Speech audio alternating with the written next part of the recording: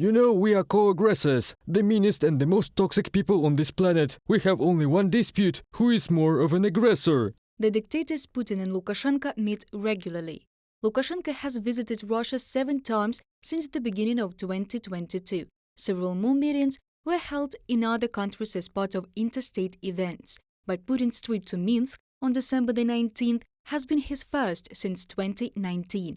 And this visit was very important for Lukashenko's authority. Lukashenko has lost respect even among his entourage. We see that his orders are not being followed. We see that he is floundering there, making some loud statements, and then nothing happens. Putin's visit should have frightened all the security forces, all officials, like, he is my older brother, so if you do not behave, you will get yourself knocked. Despite the fact that Lukashenko allows Putin to freely use the territory of Belarus as a springboard for Russian troops, his actions do not have support inside the country. Belarusians support Ukraine. We do not know and do not have facts about them supporting Russians.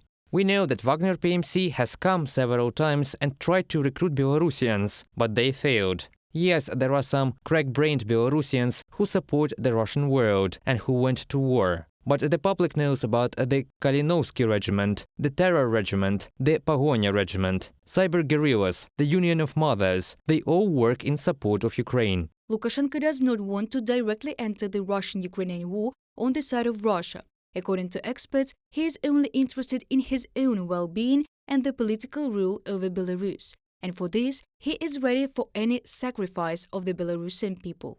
The masks have been torn off since 2020, when in fact violence was occurred to the people in the cities of Belarus. The protesters were killed. Some are behind the bars now. They are being tortured. Then these laws about the death penalty for treason were accepted. Lukashenko shows that he is ready to cross any red lines in order to defend his presidency. In this, Lukashenko is similar to Putin. He is also ready for any sacrifice of his own people to keep the power.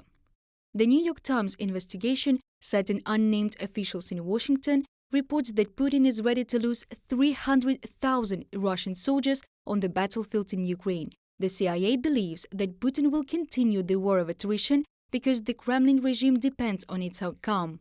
If he could say something about his victories as of the beginning of this war, then now he has continuous defeats. Even part of the temporarily occupied territories is not perceived as an unconditional victory by the citizens of Russia. So the end of the war turns into personal survival for Putin. But since Putin cannot boast of victories at the front line, he negotiates with Lukashenko to expand cooperation in aggression with Belarus in order to provide at least some result, as he hopes. After all, after having analyzed the meeting, the experts of the American Institute for the Study of War came to the conclusion that Putin had not managed to persuade Lukashenko to directly participate in the Russian war against Ukraine. Reported by Dana Kolasnik, Angelika Brushnevska, UATV News.